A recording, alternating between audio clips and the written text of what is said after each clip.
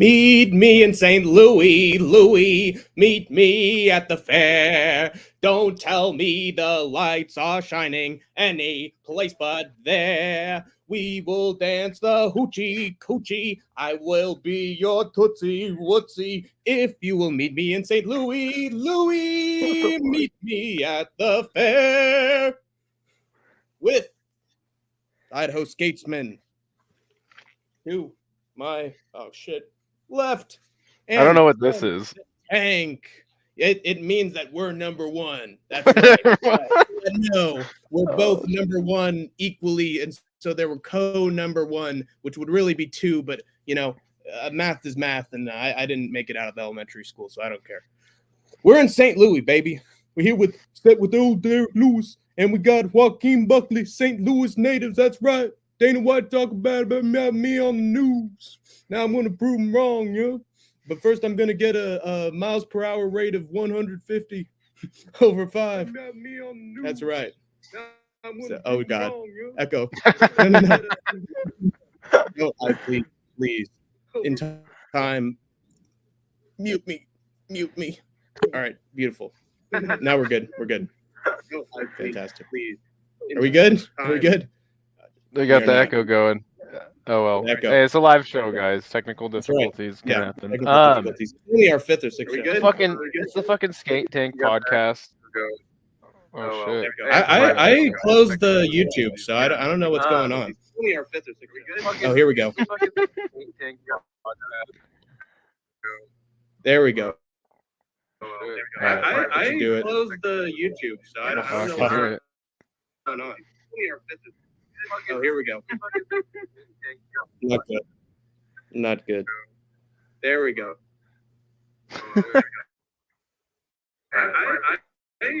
This is bad. This is pretty bad.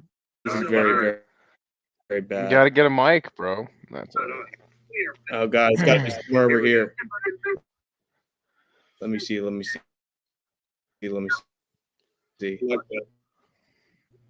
didn't have an echo earlier. Gotcha. Yeah, I got you now. You son of a bitch. There we go. You're not. It's really, really bad. Yeah, it's not my fault. Somebody else's fault. And It's I closed conspiracy it. theory. I killed it. There we go. All right, we're back. All right. I did not have an echo, but I think I had too many Plan Bs so that I could watch the live chat. And honestly, I think they were from my head. Okay. I think I got a. It is Gotcha. only started by me and nobody else. So we're gonna preview the good? UFC card in St. Louis. Yeah, you're good. We're gonna preview George Ferocious Kambosos versus Vasily Lomachenko. We're gonna get into some other shit too. Mm-hmm. But yeah, let's get straight into this shit. The UFC is going back to St. Louis, as we all know. What are your thoughts on the card, just in general, before we get right into it?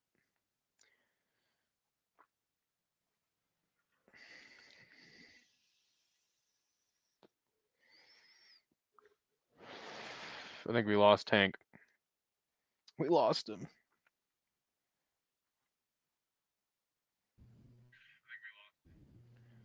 He is frozen.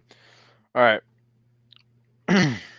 Well, when he comes back, we'll talk about it. So, I think that this card is it's fine. I think it would be a good Apex card, but as far as an actual fight night on the road, I think you can get better than this. There's some more competitive matchups than last week's card was a Brazilian extravaganza. So I'm actually interested in this card as far as the matchups go. I think it's actually a very well matched card, but as far as the name value, it could certainly be better. Obviously, anytime a Derek Lewis fight's going on, you're gonna get something good, unless he's fighting Francis Ngannou, that is. But yeah, I'm actually stoked for some of these matchups, as much as I can be for a card of this caliber. We'll see though, because you never really can judge a card just based on the outside of it. Never can judge a book by its cover. Sometimes these cards with these like lower name guys end up being pretty good, but yeah. So we'll get right into it. I'm gonna give you guys my picks for this card here.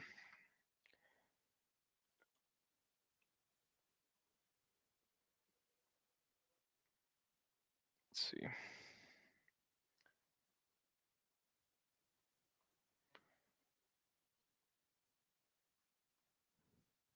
Nope. All right. So your first fight of the night is JJ Aldrich versus Veronica Hardy. Aldrich, a pretty active flyweight in the UFC. She fights about 2 times a year. This will be her third fight in 12 months. Veronica Hardy, or was it Macedo or something? She had a long layoff, but she is back and is now dating Dan Hardy, which is a little bit weird. But she's been looking really good since her return. But she looked good against Juliana Miller and Jamie Lynn Horth, which is a very interesting name. Do I think this fight is going to be good? Not really. This is a hard fight to pick because JJ Aldrich, again, the more consistent one, going up against Hardy, who has looked good since her return, but fighting less than reputable opponents, I would say Juliana Miller obviously won tough, a season of tough. Oh, there he is. Here I am. What's going I on, don't know man? where I went, man. I went through a wall. This voice was in my parents' bedroom. Happens to the best of us, man. I know, exactly. Don't feel bad. Yeah. Glad you're back. Mhm. Just going over this first fight of the night. And I was just saying how it's kind of a tough fight to pick because Hardy obviously has looked good since dating Dan Hardy and coming back to the UFC after her long layoff, and she's still very young. JJ Aldrich, obviously the more consistent women's flyweight. I think this is going to be a tight, competitive match. For sure. Will most likely go to decision, but I also think that I could be underrating Hardy. I think she's getting better and better and better, and she looked really fucking good her last couple of fights. Yep. Aldrich I is agree. kind of like never really making waves, just kind of there. A serviceable flyweight opponent, but again, just like what is she memorable for? And I always get her confused with another woman that looks very similar to her. What is her name? Sam Hughes? No, Sam Hughes is like a foot face woman. Really rough looking woman. There's a foot and a face. Oh, yeah. Aspen Ladd. Oh yeah. So I always get them mixed up. So Aspen Ladd is more of a wrestler, and I think Aldrich is more of a striker.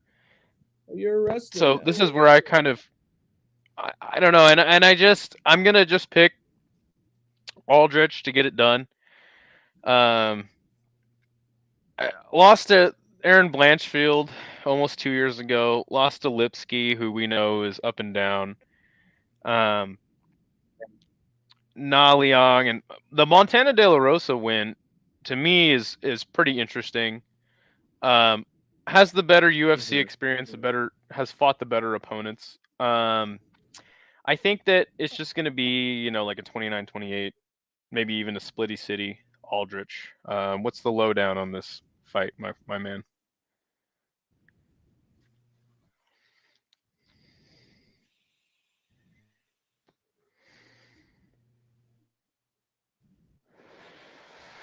I think we lost you again.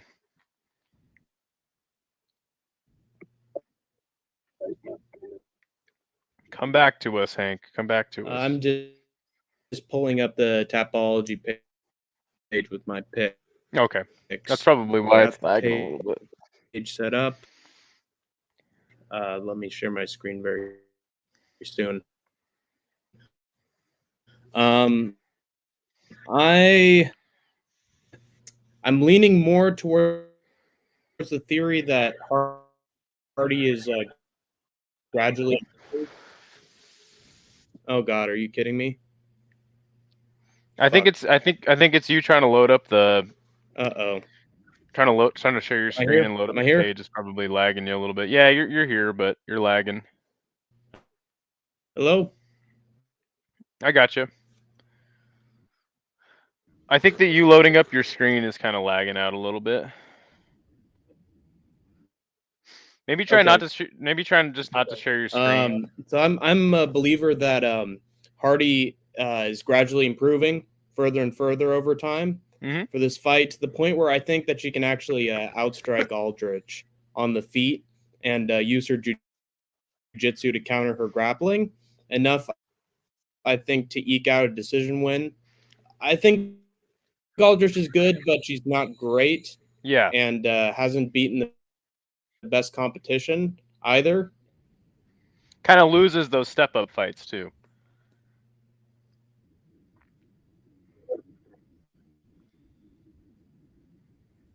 Okay, well, keep going. Keep giving your thoughts on the other four. I'll join you.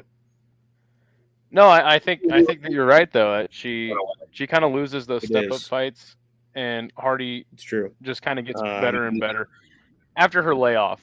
But yeah, so you're picking Hardy. How does Hardy? Well, it's not me sharing the screen. It's just going between screens because I got so many up. Maybe just close everything out and just wrap it. Anyway, and you can even email me your picks. Do you have any opinions on the second fight? I'll join you in a second. So he's going Hardy. I'm going Aldrich. Second fight. This is an interesting fight. Charles Johnson. Hey, what's up, Denial? Brother. Good to see you, homie. We're having a little bit of technical difficulties here today. Hey, what's up, Isha, my man? So talking hockey, what do you think of the second fight? This is an interesting matchup to me. Hadley versus Charles Johnson. Charles Johnson. I think that Veronica Hardy is a solid striker. I think she's learning under Dan Hardy. She's improving more and more over time. I haven't seen Aspen Ladd.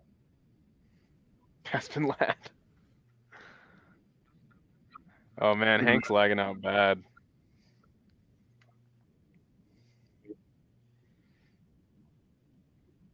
Yeah, I would agree. I would agree with that, Denial. Foosball's got hockey beat big time. Though I don't watch hockey and I'm not Canadian, so obviously I am biased. Yeah, Hank, bro, if I were you, I would just close everything else out. Just keep StreamYard up. Just give us your thoughts and we'll just roll with it. So yeah, we're talking Hadley versus Charles Johnson. Obviously, Charles Johnson had this skid here, coming in from LFA and KOing Jimmy Flick. Hard to rate exactly where you're at because Jimmy Flick is very long in the tooth. I don't even know what that is, Isha. All right, look, Isha, man, I love you.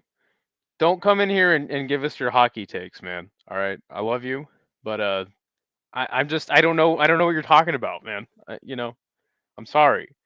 I did not catch your membership stream or your Pick'em stream, but I am gonna check that out, and maybe I might have to adjust my picks after I check yours. Hey, what's going on? Looks like he came back on his phone. Am I good? Can you hear me? I can hear you, brother.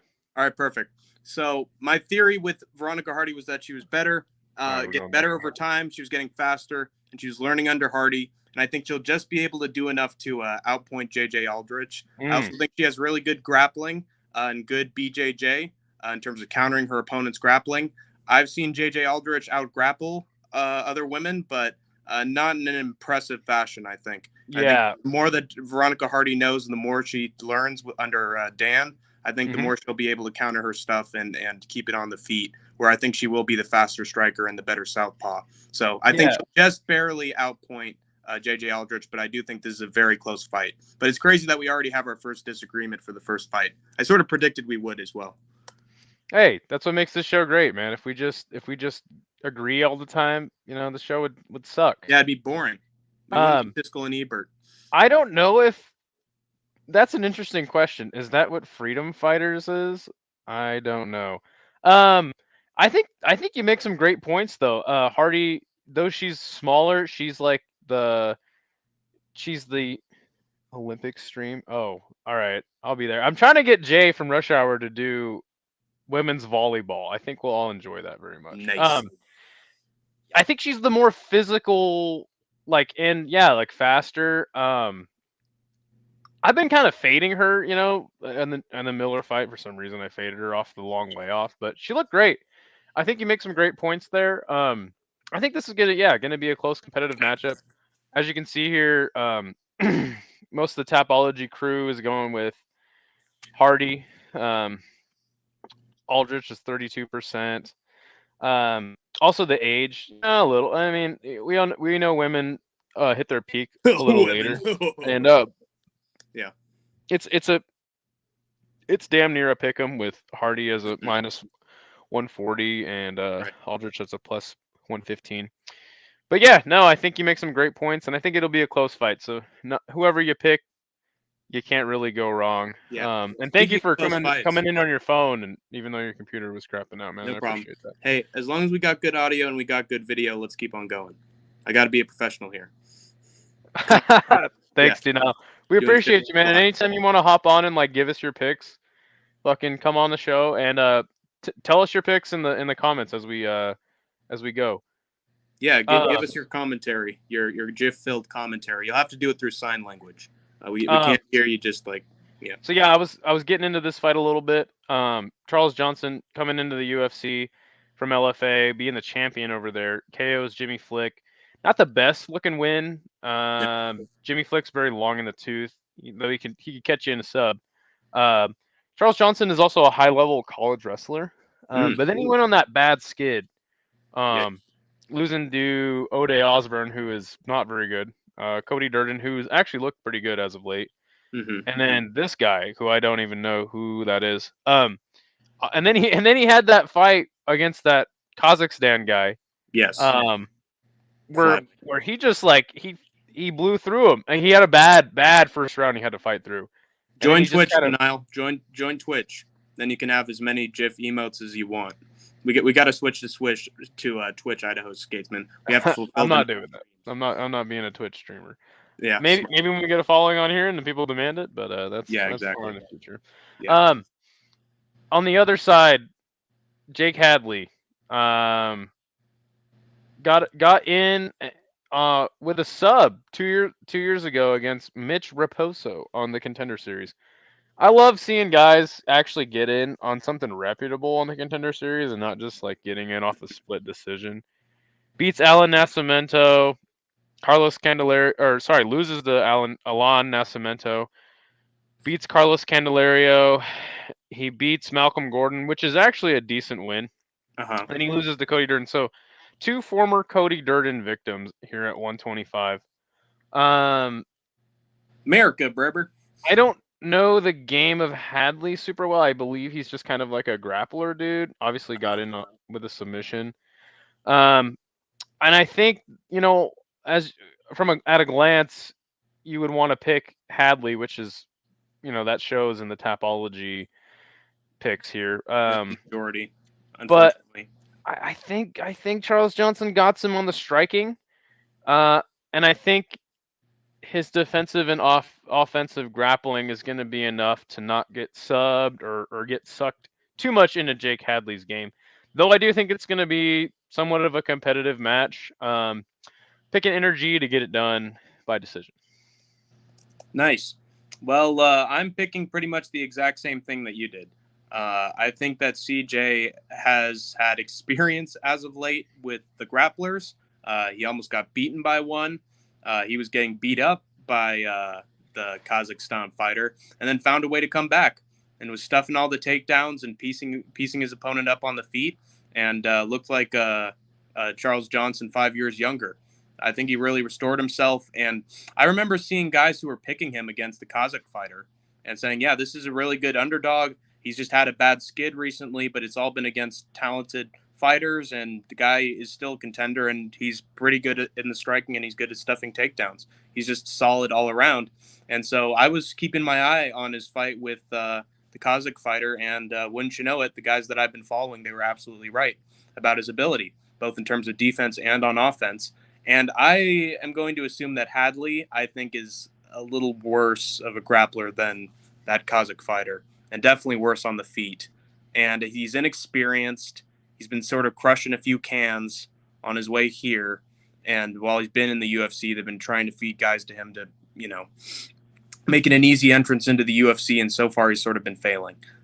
He lost to Cody Durden, which isn't the, worst of losses, because obviously CJ did as well. But I just think that with his frame and with his recent takedown attempts, I don't think he's going to get him on CJ. And when he fails those takedowns, I don't think it's going to look very pretty. I definitely think that Charles Johnson is the better striker of the two. And he's got good enough takedown defense that I don't think Hadley's going to be giving him any problems. So I think Hadley picked the wrong house, fool. All he has to do is stuff the damn takedown, CJ. And then he's going to show him who's boss. I think CJ's he's on an upward spiral now. After Flick, he's never been the same. He's going to be the champion. The only thing that kind of gives me pause about picking Charles Johnson is the age of Hadley and the year layoff. I wonder why he took a year off. I don't know. I didn't hear about any injury or anything like that. Yeah. So maybe, we don't know, maybe he's been working on his game, getting better. Could be working on himself. Who knows? Yeah, taking a sabbatical. But have you ever seen Malibu's Most Wanted? I have heard of it, but I haven't seen it. There's a million Most Wanted shows out there. No, it's a movie with Jamie Kennedy from back in the day. Used to watch it. As a kid. So Jamie Kennedy is he's from Malibu, but he wants to be a rapper.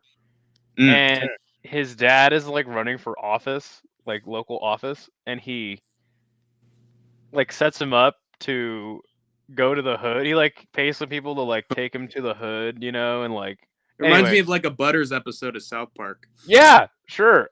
So Jamie Kennedy ends up becoming a straight up fucking respected gangster, right? And he gets in a shootout, and he's dumping some clips on some Mac 10s on top of a car, and the news gets it, and he's like, King Kong ain't got nothing shit on me. So the news goes, oh, the notorious White Kong is running rampant in the streets of LA, And I actually think this is actually a quote from the movie. I haven't seen the fucking movie in so long. I think that is his dad's name is Gluckman. Oh, thank you, Denial. He always gets the reference I'm fucking laying down.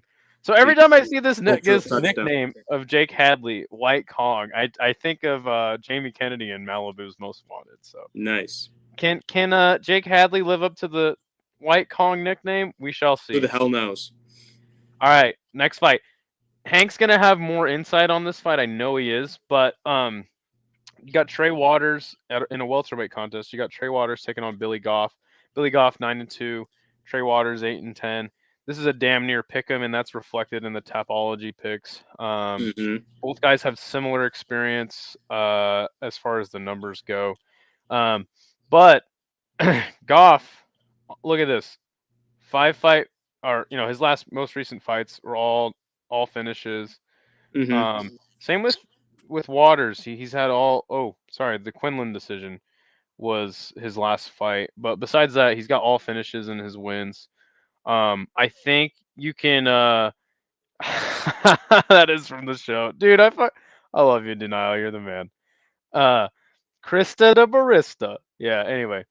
This is gonna be a good fight, man. I don't know much about these dudes coming in. I know that Josh Quinlan is a game fighter. Getting a decision win over him is a pretty good look. But again, I think this is Billy Goff. No, he has had a UFC debut 7 months ago where he got a knockout against some Asian guy. But yeah, I'm just going Waters decision. I probably should go KO because I think that's how this fight's gonna end. Could be a KO. It could be a KO. Maybe I'll go third round. Got to get that third round in there. Maybe I'll stick with my decision. I don't know. I'm a little indecisive on this one. Maybe I'll change my mind after Hank's picks. Real quick, Ronnie Rizat was so again with the Malibu's Most Wanted. Jamie Kennedy is he's locked up in this room at the gangster's house, right? And he's doubting himself. He's like, maybe I'm not a gangster. Maybe I shouldn't be a rapper. Wouldn't you know, Ronnie Rizat comes out the wall, played by Snoop Dogg. And he starts talking. He's like, yo, fool. Yo, blah, blah, blah. Giving him talking some game to him. And he's like, are you Stuart Little? He's like, hell no. I'm Ronnie Rizat. For shizat. Yeah. It's almost as good as Mr. Bumbeat Fantastic from that Nickelodeon show about the barnyard animals who are trying to keep. Yes. That fucking show. That movie was dope. And they had the big fat rat who was at the party the one time. They called me Mr. Fantastic, Mr. Bombastic, and then have him with Ronnie Rizat and have him go back and forth. See the G-Funk versus the reggae, you dig? And then I'd like that. But yeah, give us the lowdown. I know you got more insight on this fight than I do. So, from what I've seen from Waters' fights, I think he knows how to make a fight into a crawl, and I don't think Goff knows how to do that. Goff has chatted his way to KOs in almost all of his fights up to this point. And Waters, I think, is going to sort of out-chat him by picking him apart and taking him down while avoiding Goff striking. Now, Goff could take the punishment and still try to knock him out and maybe succeed. But I think Goff has been crushing beer cans on his head the last 5-6 fights, including Yusaku Kinoshita, who is absolute dog shit.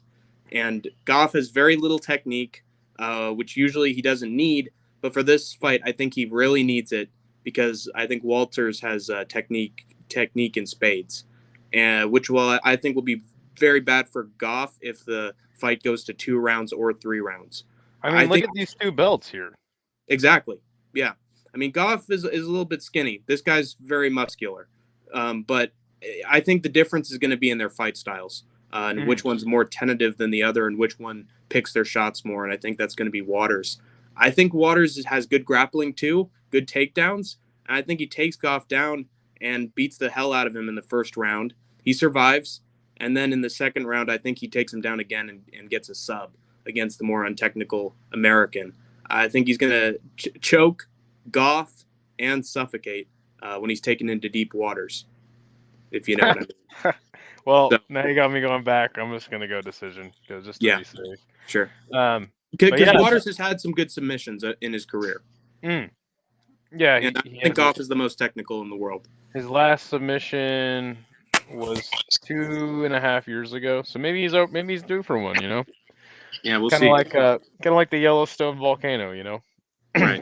due to blow up. I think this will be a good fight, though, regardless. It's going to be fun. I know Goff's going to try to make it a fight while he can, so I'd root for Goff in terms of just being a fan. But in terms of who you know is going to win as an MMA analyst, I'd go with Waters. Billy Ray Cyrus. What's I don't get the reference there. Is he going Billy Goff? Oh, okay, got it. Yeah, nice. Hey, he's going to be a pop superstar one day. Maybe he'll make a song with Randy Couture or maybe what's his name, Lil Nas. Or with Tyron Woodley. I know that'll be I'm falling in and out of love, in and out of love with you. In and out of love. Oh, I'm so done with you. It's every day, bro. Got the Disney Channel flow. Hey, if you guys haven't seen the intro to this, and it goes haywire pretty quick with the technical difficulties, go check out Hank's intro song. One of the best that I've heard from him so far. Our next fight, Tabitha Ricci versus Tisha Torres. Tisha, 13-6, coming off of a pretty significant 2-year layoff in which she lost a split decision to Mackenzie Dern. Looked pretty good in that fight, by the way. Tabitha is coming off of a loss 5 months ago to Lupe Godinez. She's 29. She's 9-2. Tabitha Ritchie looked Interesting denial. as soon as I started watching LFA. Yeah, I'm with you. And maybe we will see, them grappling and one of them laying in guard. And we'll be able to make that comment. When I watched Tabitha Ritchie in LFA, she was like a monster. Just trashing girls. And then she gets the fight with. Didn't she fight Manon Fiorot? Yes, the smelly French woman. And she got schooled. Ever since then, I don't think she's really caught that spark that she had in the LFA. Now, certainly losing to Lupe is just kind of a bad style matchup for her. I also feel like, correct me if I'm wrong, I feel like, and you could even make the case for both of these women, being a more being a more dangerous 105er. Rather than a 115er. I think both these women are pretty small for the 115-pound division. I'm going Ritchie decision, but I'm not confident in that. I think that Tisha Torres is more than capable of pulling off a win here. I agree. She looked good in the Dern fight. Has pretty good defensive wrestling. I just feel like it's Tabitha's time, and I feel like Tisha, though she has the better UFC experience, I feel like it's just past her time, Right. For sure. Do you want me to give my take on this? Of course I do. All right. I think Ritchie isn't all up to snuff on the feet, and I think she panics when she can't out-grapple her opponent. Torres has beaten Angela Hill, which I think is a great win to have because she's an excellent striker, and I think kind of proves that she can go toe-to-toe with a lot of good female fighters. I don't consider Ritchie that great. She has a very simple game plan that I think can easily be figured out, and she's okay in general. Torres/Pennington, good job, Raquel, I think is way too solid and consistent on the feet for Ritchie to handle. And I think the little baby shark is going to be a shark fin soup after this. I don't think she has much of a chance as a contender. Plus, Torres has sort of the advantage in some areas, and that she's got that aggression, the hormones. So I think this is part of the. I think that with Ritchie, she's very dependent on grappling, and when she can't grapple, she starts to falter a little bit on the feet. I think Torres has gone back and forth and been able to go tit for tat with a lot better women than Tabitha Ritchie and has been able to outpoint them. So yes, very deliberate that language. Maybe get rid of the tat part. I don't see a lot of women with tats, but they definitely have tits.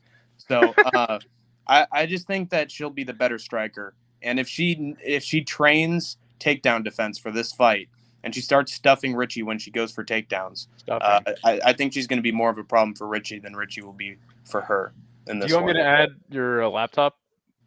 Sure. Give me 1 second just to make sure. I can exit this real quick, and if it doesn't work, then I'll go back. Can you see? Got you. Oh, here. Me? Oops. Yeah, I got you. You good? Yeah, I think another and we got some echo going.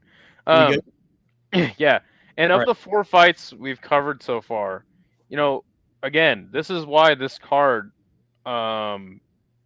is decent. Again, not name value wise, but matchup wise. I think this card is matched up very well. Yeah, and we got a lot of even contests. Yeah, these are all going to be pretty competitive fights up to this point, in my opinion. I think. Oh, that's what I was going to say. I think that you're from the that you're talking about the because I've heard MMA gurus say this. He always picks the lesbian fighter Mm-hmm. against the straight fighter because he just thinks that they're more apt to fighting. What? No, that's a complete coincidence. There's no way I watched that video. I can't believe you would accuse me of such things. So yeah, no. So you're going Torres. I'm going Richie. Mhm. Pennington will teach her well in the ways of the dark side. How Next to be fight. a Protestant lord. Terrence McKinney versus Esteban Ribovic. Yay. Again, I previewed the card by saying there's a lot of names on this card that I have certainly seen fight. Do I remember them? No. Esteban Ribovic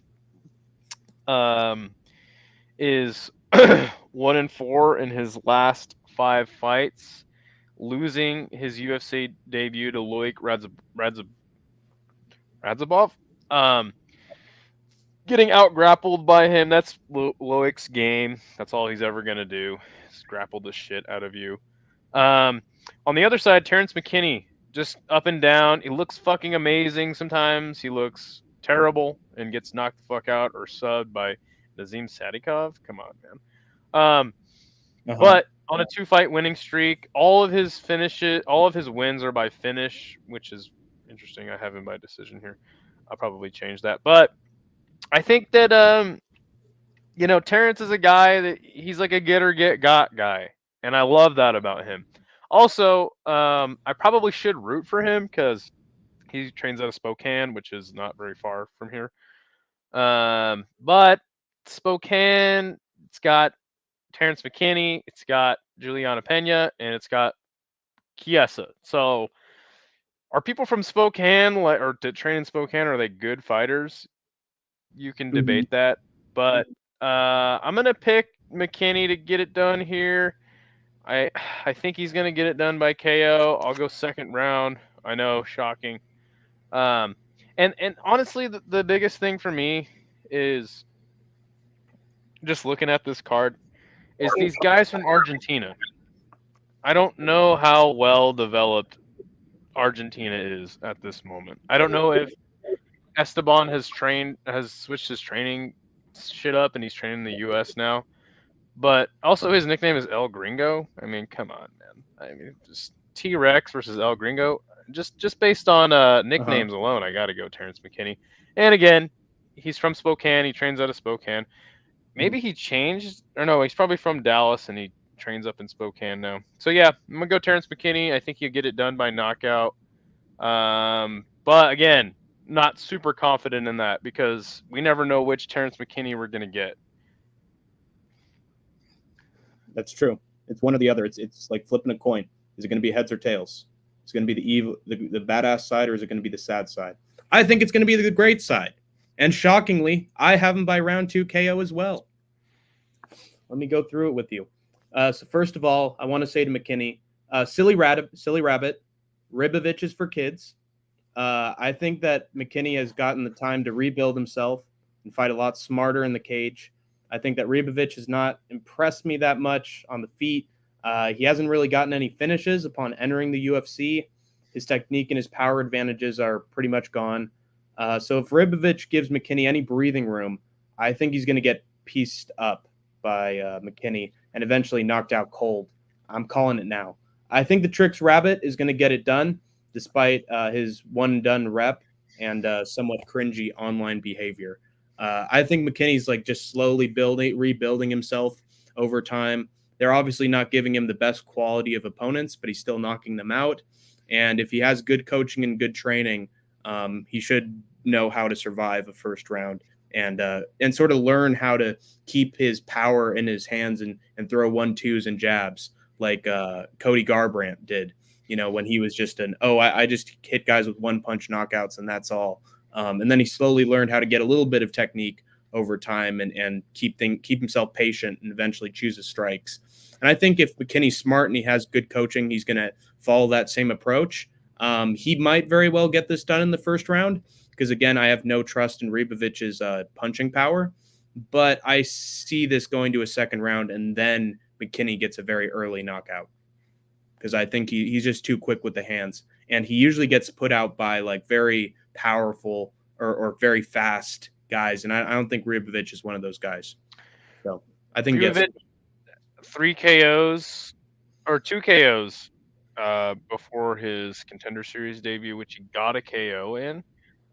Yeah, the Kamala Kirk decision win. Again, I don't remember Kamala Kirk. I don't remember that fight. I think you probably as a guy should be able to knock out, but yeah, and for me it's the Argentina angle. It's like I don't know. South America outside of Brazil is a pretty underdeveloped MMA like country. Yeah, country hub. We'll see. I mean, who knows? T-Rex is a guy that you can catch being reckless, and like Hank said, he's got to learn to be patient a little bit. So, hoping the guy from Spokane can get it done. I hope he doesn't have T-Rex arms in this fight. I hope they're very long and they're very quick. That's what she said. Next fight, a very interesting fight to me. Chase Hooper. It's a lightweight contest, which is always good. Chase Hooper 13-3-1. Vyacheslav Borshev 7-3-1. Coming off of a draw in his last fight to Nazim Sadikov. He is 2-1 in his last 5. Meanwhile, on the other hand, you got Chase Hooper 3-2 in his last 5. Man, this is a tough fight to pick because of this age here of Chase Hooper, 24 years old versus the 32-year-old Slava Claus. Got a lot of people surprisingly picking Vyacheslav to knock out Chase Hooper. That is very interesting to me. Chase Hooper is a guy who got that like developmental deal. I think that Dana White was mad about Sage Northcutt leaving, so he decided to get Chase Hooper on and hope that Hooper would be his next like Northcutt guy without the body. Chase Hooper keeps it's hard to say with Chase Hooper because he'll either get like this. He always gets these weird fights. And we were just browsing through his last 5. Steven Peterson loses. Felipe Colares KOs via ground and pound. Steve Garcia. He seems to lose to Steve's. Gets knocked out. Nick Fior decision. And the leave it submission was very impressive to me. On the other side, Slava Claus looked amazing in his Contender Series win. Knocks out Dakota Harry Bush. Mark DeCasey gets out grappled. Mike Davis, who we know is a fucking amazing fighter, loses a decision. Mahashate, he knocks out. Good for him. And he gets a draw with Nas. So it's hard to know where Vyacheslav is at this point in his career. 32 versus a 24-year-old Chase Hooper. I kind of feel like Hooper's the smart pick, and that's reflected in the odds. It's actually a pick'em, though he is a slight betting favorite. But Tapology thinks that Vyacheslav is going to knock out Chase Hooper. I think that either. I don't know, man. This fight's hard to pick. That's kind of why I'm just kind of phoning it in and just picking Vyacheslav by decision. That's a smart pick to have. I'm going a little more aggressive with it. I think he's going to get it done by round 3 knockout. Here's the thing. I don't think Hooper's all that on the feet. I think his main talent is his grappling, and I haven't seen Borshev get taken down for very long or submitted by anyone in the UFC lightweight division. I think he's going to stuff Chase Hooper's takedown attempts, and I think he's just going to hurt him to the body and then hurt him to the head with hooks and crosses. I think Borshev is actually fantastic on the feet because he was beating up Nazim Sadikov. Even after he was getting pieced up by Nazim, he just came back and was just beating him up everywhere. And Nas is a great striker too. Yeah, Nas is great. And I just think that Hooper is less of a great striker. He still has his qualities, but he's not going to knock out Borshev, in my opinion. His way of beating No. Borshev is to take him down and treat him like Bryce Mitchell did with Dan Ige and keep him down and go for submissive positions and can lock in the rear naked choke. That's great. I just don't think he's going to even finish step one. I don't think he's going to get him down. And I think he's going to sort of panic after that. And eventually Borshev is going to make, Slava Claus is going to make it his fight and just be very quick on the feet, go to the body, go to the head, lots of technical stuff. And then I think eventually going into round 3, he's going to knock him out like lightweight Kopylov did. And I think Borshev is going to do a little dance, hey, hey, hey, hey, hey, over Chase Hooper's grave, while Hooper is going to cry in the corner playing with his toys, unfortunately. This will be a very meme-worthy fight. I think both these guys will be fighting like crazy. Hooper with the submission attempts and Borshev with his wild combinations. And they're both going to be laughing at each other and doing different things because they're both characters. But Borshev, I think, will be a little bit too wily a veteran for the lightweight Roman Kopylov. And eventually by round 3, I think he's going to knock his ass out, unfortunately, and then put a chunk of coal in his stocking to boot. But I'm praying for a win for Chase Hooper. I like both these guys, though.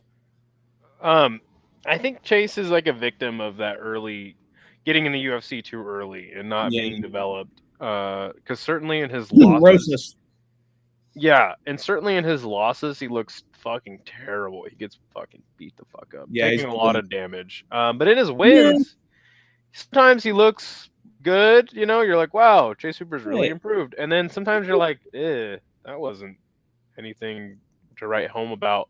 Yeah. So, you know, Chase Hooper hitting his stride at 24, maybe. It's just hard to say, man. It's hard to say.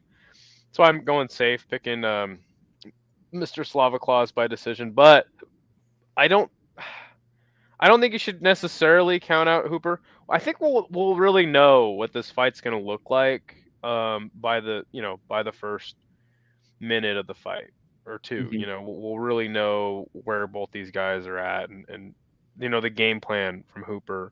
He's definitely got to switch it up and do something different. Next fight. Maybe he does. Next fight, Robelis de Spain versus Waldo Cortez Acosta, former LFA champion. Robelis de Spain, gold medalist in Taekwondo. He's 5-0, all knockouts. All in the first round, too.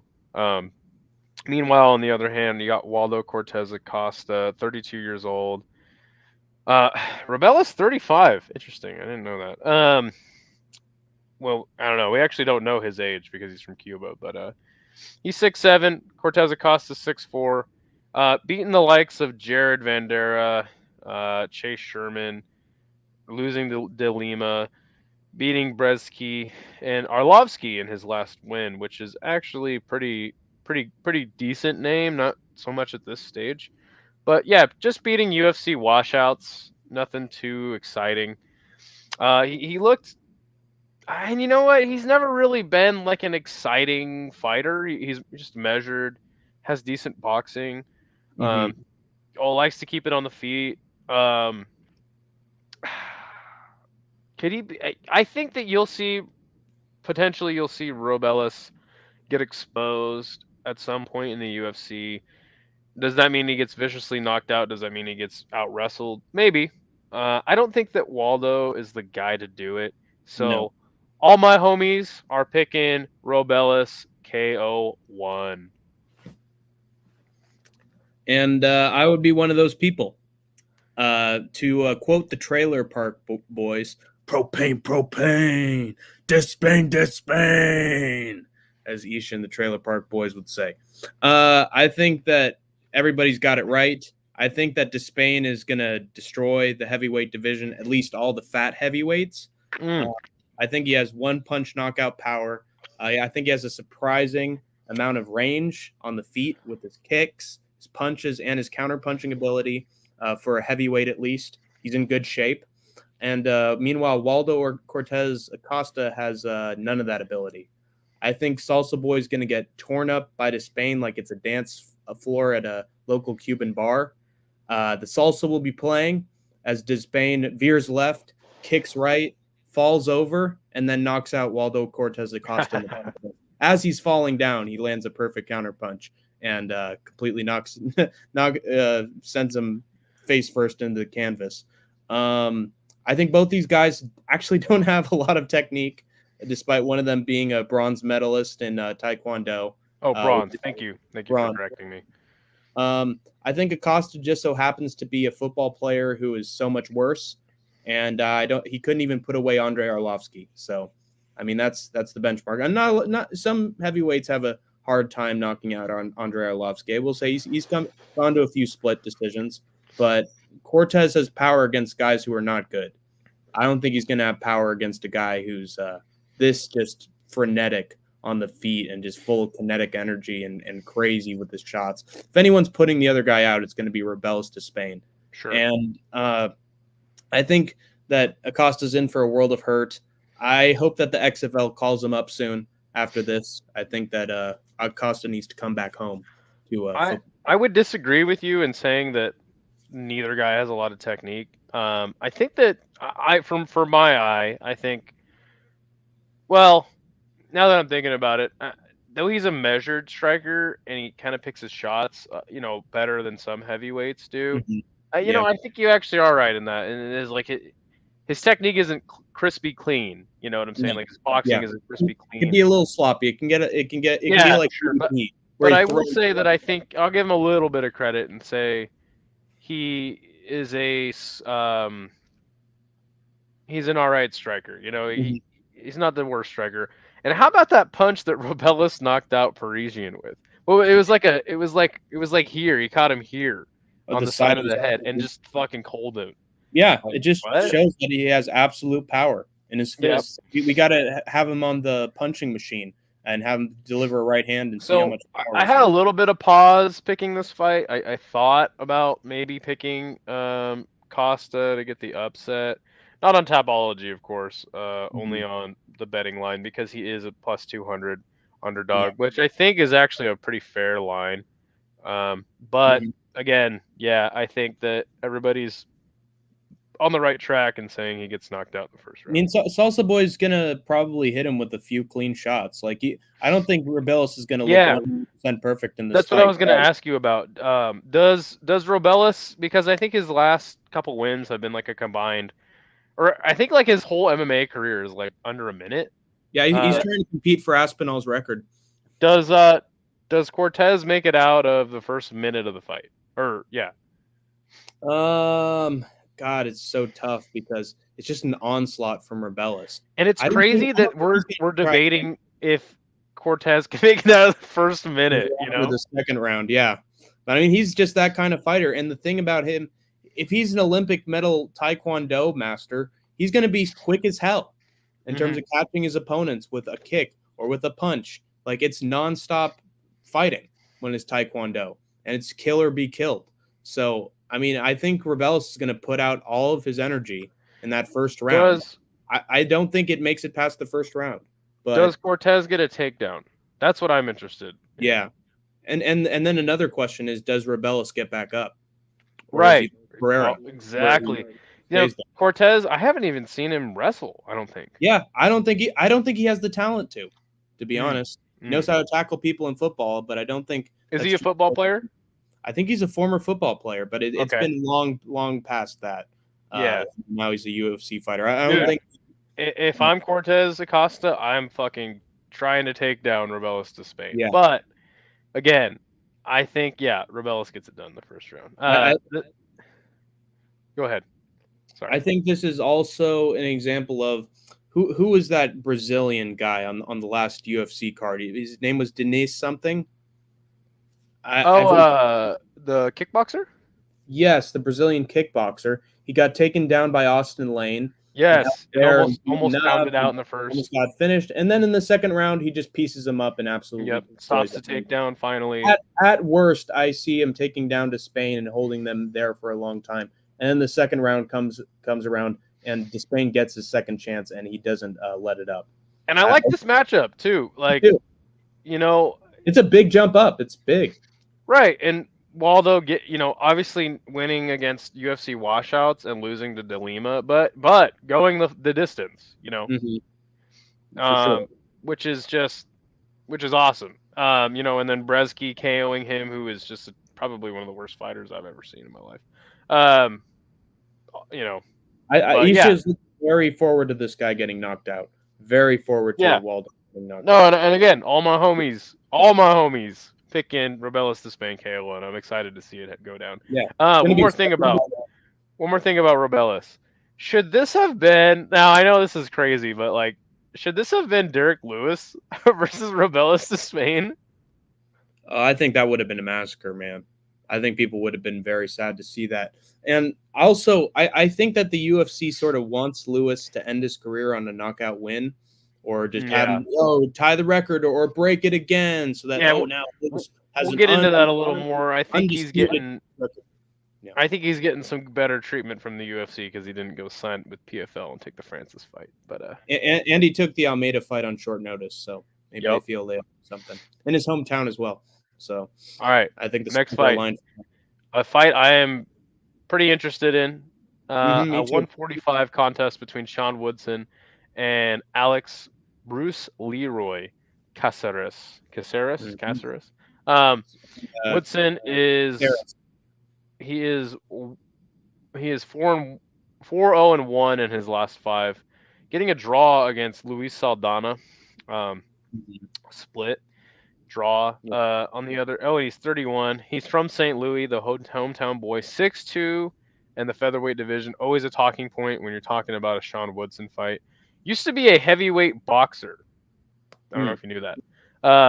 Didn't know that. On the other side, Alex Caceres is 3-2 in his last 5, dropping a fight to Giga Chikadze by decision. By the way, where the fuck has Giga Chikadze been?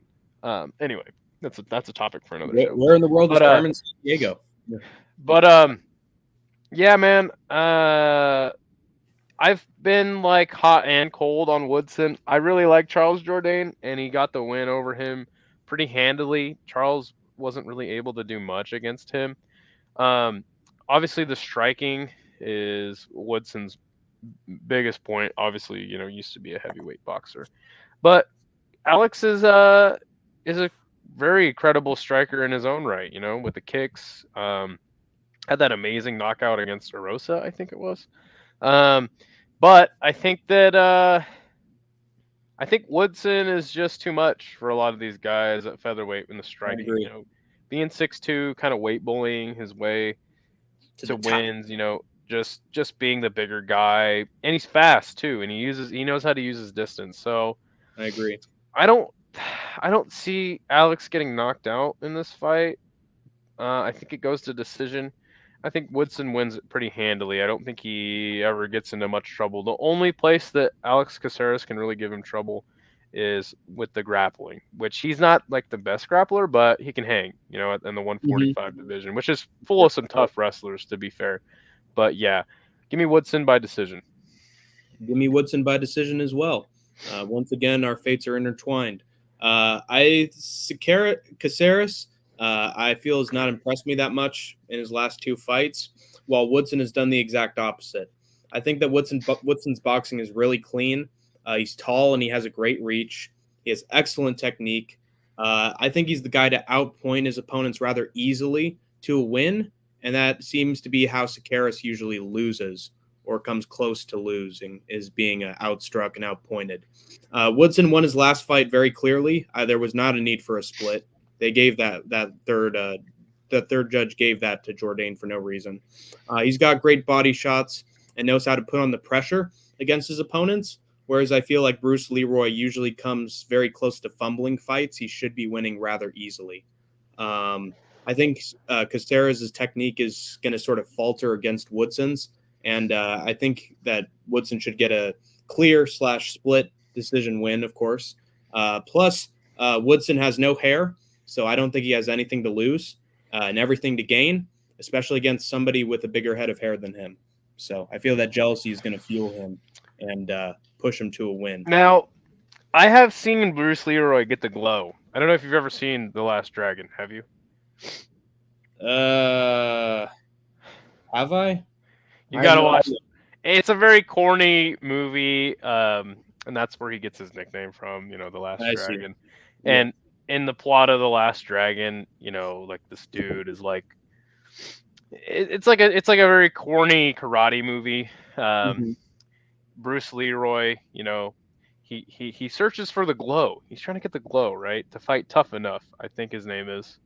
No, I can't remember the main opponent's name, but anyway, ends up beating looks like him. Yeah, he does. He ends up beating the last main guy by getting the glow. So outside of the glow, I think that this is Woodson's fight to win for sure. Yeah. I just think that Woodson is going to just constantly pressure him and keep him up against the cage and just hit him with body shots, head shots. I don't think he'll allow Leroy to get a head kick on him. And again, it's the kicks of Alex versus the boxing of Woodson. And I think the boxing of Woodson is with his freakishly long arms, Yeah. If anything's hitting the target, it's going to be Woodson's punches. Yes, 100%. The only thing is, that weight cut and, being drained and maybe he's susceptible to body shots. We haven't seen that as of yet. I think there maybe have been one fight where he looked to be hurt from the body. So could Alex maybe get a body kick and get him out of there? Maybe. But outside of that, Woodson decision. We move on. CDF, because his first name is Carlos Diego Ferreira. CDF versus Mateusz Rebecki. Mateusz Rebecki from Poland is a fucking huge favorite, plus 500. I think that's a really wide line, but I do understand it because, let's be honest, CDF 39 at lightweight, man, that is not good. That means you're very long in the tooth. He's also taking the fight on short notice. Oh, really? Who is? I've heard. Let's see here. Oh shit. Never That's on mind. Do you know who his opponent was supposed to be? Mateusz. Let me look it up real quick. CDF, a very credible, long long career in the UFC. Beat Anthony Pettis by. Oh yeah, it was supposed to be Joel Alvarez. Oh man, that would have been awesome. Fuck. Yeah, and then it got scrapped. That would have been definitely a better fight for sure. So Diego's he's taking this fight closer to the deadline. Coming off of almost a year layoff where he knocked out Michael Johnson, another really just long career game UFC fighter. But I don't. The only thing that CDF has that's he's got going for him is he can. The Carlos Diego Ferreira of old definitely has the grappling pedigree to hang with Rebecki. And not only that, he's a grinder too. Like this dude, he got out. He got like just grinded down and melted by Gregor when they fought. Yeah. But I can't pick him. I can't pick him. I think I'm not high on the finishing ability of Mateusz. Obviously, it's only his. I mean, it's his 21st fight, so yeah, he could get a finish. He did submit Roosevelt Roberts, Loic. He KO'd. He got the decision against Nick Fiore. Got a submission to get into the UFC, and a decision before that. So I'm not like super high on the finishing ability of Rebecki. Do I think he could get a finish due to TKO? I do, kind of like the Gregor fight where Carlos lost to Gregor by ground and pound. I could see that happening. And actually, Gamrot KO'd him. Submission. Gamrot KO'd him. Submission to strikes. Maybe he tapped a strike. So, oh boy. Man, that's kind of making me sway my pick a little. Man, I do want to go Rebecki third round KO, but yeah, you know what, man? I think CDF has the. I'm going back a little bit. I think CDF has the submission defense to not get subbed by Rebecki. I think Rebecki's best path to victory is take the Gregor Gillespie route and grind him out till he's done, and get that ground and pound TKO. I'm actually, man, I almost feel like it could be a first round, but I'm gonna go second. Yeah. What about you? You picked wisely, my friend. You picked wisely. I think that Rebecki's just a beast. He's got amazing grappling. I didn't talk about the pressure of Rebecki. That's his main game. Is just he's a relentless guy. Go ahead. Sorry. He's built like a tank, and he uses that power very well. Just sneaks up on his opponents, presses them against the cage, shoots beautiful double legs, and usually gets the takedown. He also has great finishing ability once he's on the ground. Like he'll sink in an armbar, sink in a rear naked choke, beat somebody up, ground and pound. I think he's just a very well-rounded fighter all around. I think he also has pretty scary power in his punches as well, both once he's got people down and on the feet. I think he's taking on Diego Ferreira, who can be a pain to deal with at lightweight. He is an experienced veteran, and he's tough, and he's got good power, but this is taken on short notice. He's supposed to fight Yoel Alvarez. Instead, he's fighting a month later against a guy who I don't think was probably expecting a fight at all.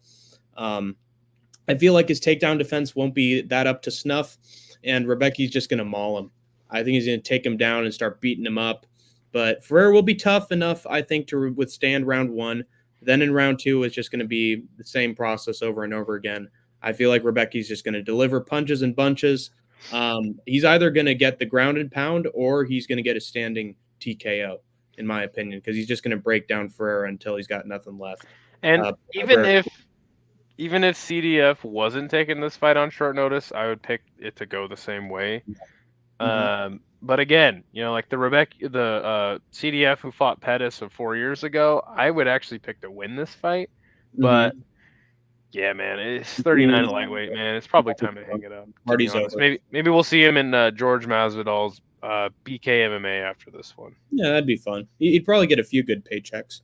Maybe over in BKFC. I got 3 words. No Diego, no. Not go Diego, go. I think maybe afterwards, Rebecki will use his win bonus to buy some keeps, and then he'll be happier than any lightweight champion could be and get himself a hairpiece. So I think he'll be very happy. Our next one is Alonzo Menafield versus Carlos Ulberg. Carlos Ulberg, we all know, he's a very handsome guy coming out of CKB. Their last hype. Their last hype. Yeah, for sure. Kind of like Luke Skywalker. Beat Fabio Chiron. I think his nickname is the Water Buffalo. I remember that fight. Tefan Chukwi knocks him out. A very big, powerful striker, but really slow guy.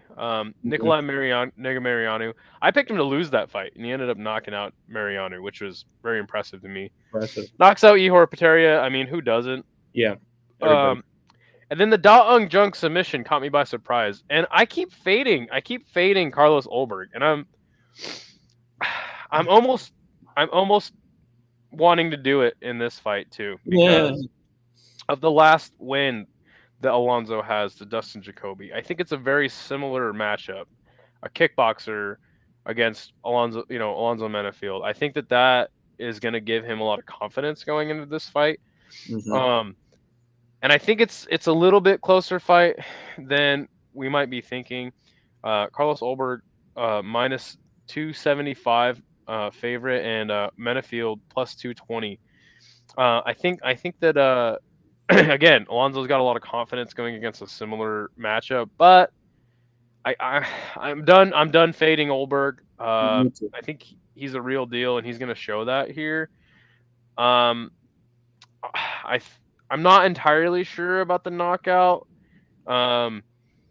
Menafield is on quite a bit of a decent little run. I don't know when the last time he was stopped to strikes. I could pull up his record and check that out. But yeah, I think that Ulberg just keeps looking better and better, man. And again, light heavyweight is a pretty terrible division, if we're being honest. Knocking out Askar Mozarov a year ago, almost 2 years ago. We all know he was a Ukrainian fraud, fraudulent record. Misha Serkinov was very, very, very old when they fought. He got the draw to Jimmy Crute, and then he comes back and submits him in the next fight. Jimmy Crute. I think that maybe Ulberg's gonna, redeem him. The Oceania region. Jimmy Crute. Whatever happened to him? He looked good, and then he got finished by Smith. That was bad. And then, winning that fight to Justin Jacoby. So he's on a good run. He's got momentum going into this fight. Both men do. I like this matchup. I like this matchup for both guys. But I'm gonna pick It's gonna be fun to Olberg. watch. I think he'll get it done. I think he'll get the knockout. But again, I do see a path to victory for Menifield. I'm not counting him out entirely.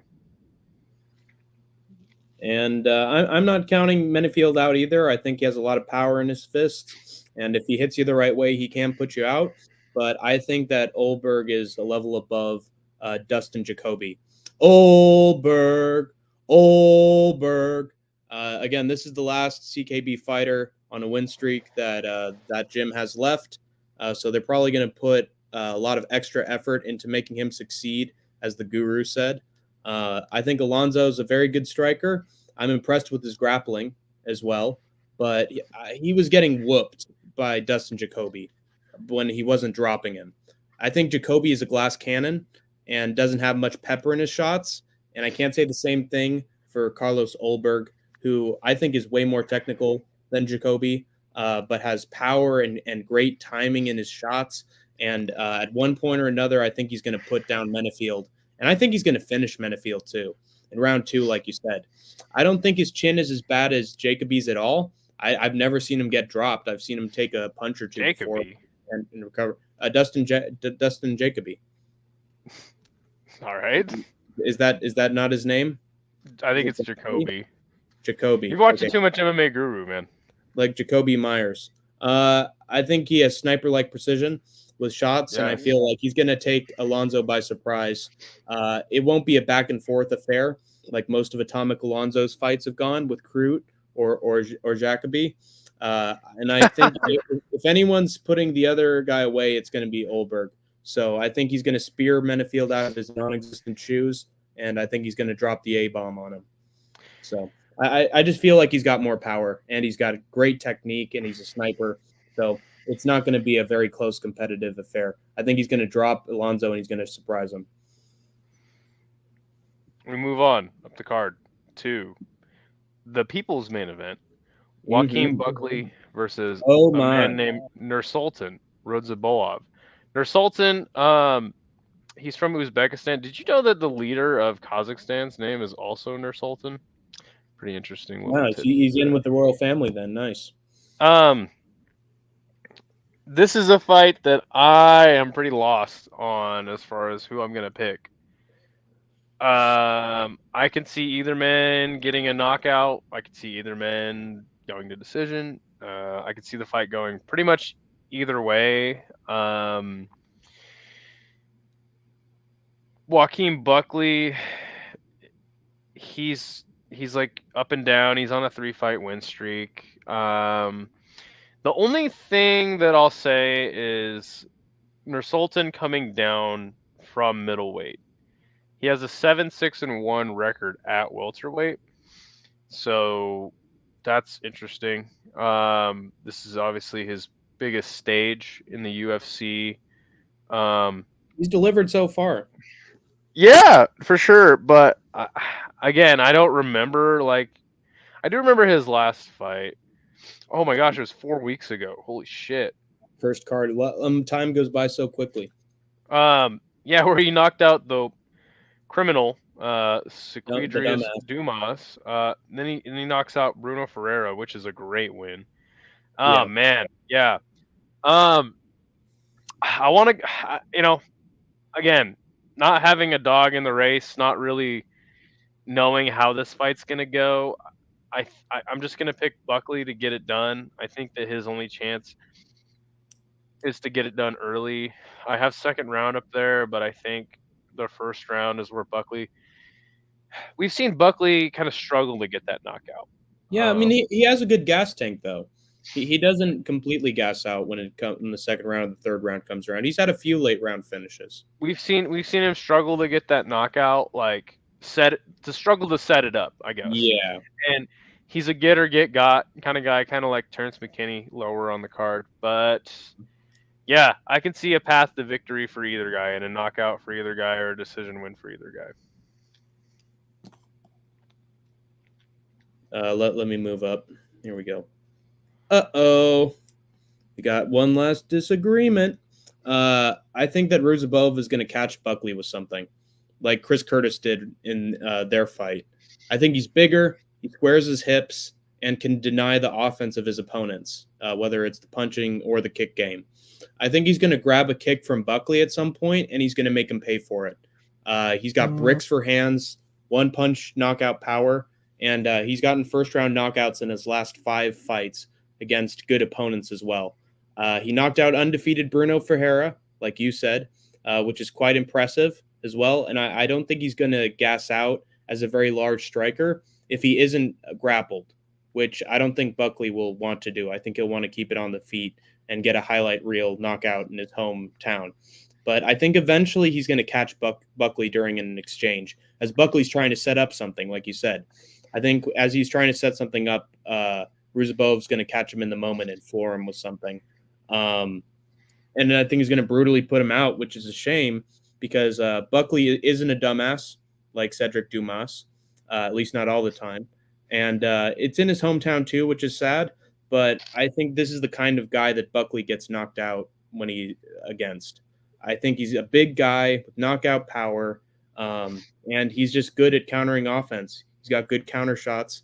Either that or I think Ruzabov is going to eye poke his way to a victory in dominant fashion.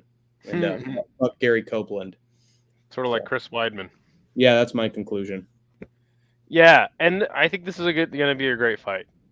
Either way, yeah, it's going to be a striker's paradise. All right, our main event, Derek Lewis, not in Houston, versus Rodrigo Nascimento. Again, this is another guy that I could not tell you what happened. Obviously, I have the results in my face here, but I don't know. I've seen this guy fight. I don't remember it. A pretty boring fighter from what I can remember. My hazy memory. Going up against Derek Lewis, who has the most knockouts at heavyweight, I think. Went on a bad skid there. Losing to good guys, and Sergey Spivak, though he hasn't really achieved much in the UFC, another good fighter, man. And then he knocks out De Lima with that flying knee, and he loses to Jelton Almeida, as Hank said a little earlier, on short notice. Not in a bad fashion though. 39, alive. Yeah. Losing a decision to Jelton Almeida is not.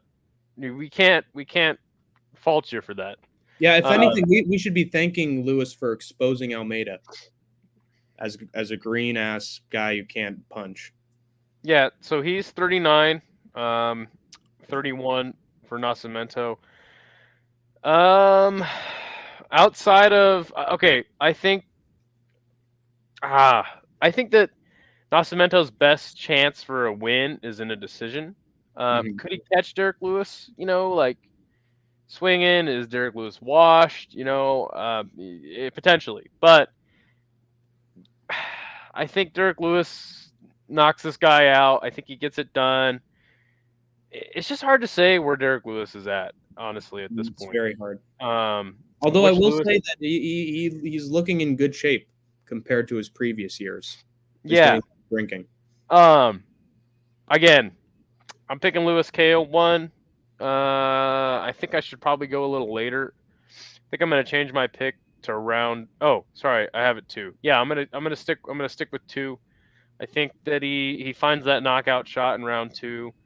And again, Derek Lewis is a pretty good defensive grappler. I think that Curtis Blades, I picked him to win that fight. I think he could have won, but he just went in for a takedown at the wrong time. Yeah, also, I'm still getting PTSD at a certain takedown that took place at the wrong time as well. Also, that was one of the more vicious knockouts I think I've seen from Derek Lewis. I remember watching that fight card, and I remember when Lewis knocked out Curtis Blades. I believe it may have been in the Apex during COVID. It was crazy.